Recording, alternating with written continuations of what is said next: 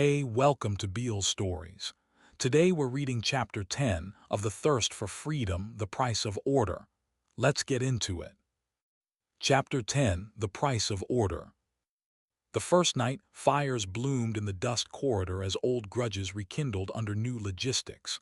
The second, they smoldered. The third, they died. On the fourth day, lines shortened. Parents wept at taps that hissed longer than 5 counted seconds.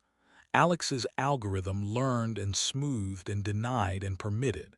It was a living thing with her name ghosting its logs. She toured reservoirs by drone. She slept at the spine with her head pillowed on policy. She signed off on a raid against a siphon cartel with a tap welded into a school wall. She authorized an arrest list of 10 no, 8 no, 12 names who spread a rumor promising free flow to the VIP quarter if the masses rioted. Evelyn came at midnight with a tablet and a face like a verdict. She laid the tablet on the console without a word. Alex looked at it. 12 names on the arrest list had become 19. 3 of the new additions were neighborhood council members, the ones she had called independent and sometimes even believed it.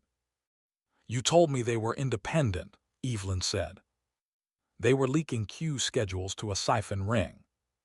"You don't know that." "I know enough." Evelyn pulled the tablet back slowly, the way you take something from someone who might not let go. "You're not redistributing anymore," she said.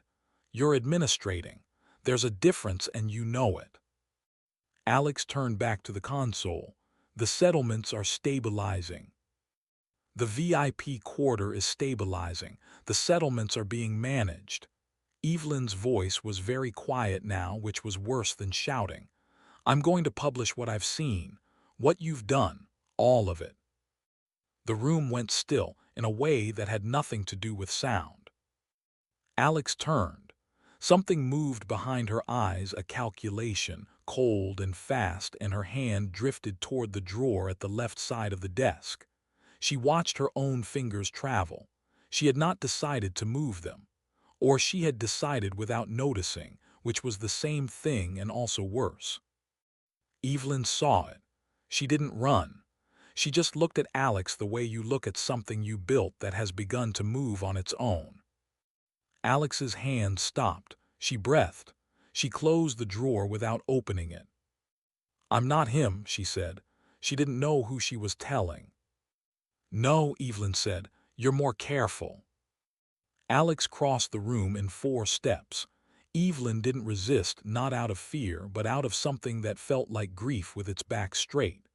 The cuffs were zip ties from a supply rack, utilitarian, no drama. Alex fastened them the way you fasten a hatch you hope to reopen.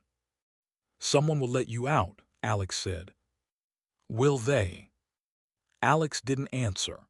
She walked to the door, then stopped with her hand on the frame. She wanted to say something that would make this a difficult decision rather than an easy one. She wanted an explanation that didn't sound like something Victor would have recorded for the company archive. She said, "The city needs time." Evelyn looked at her from the chair.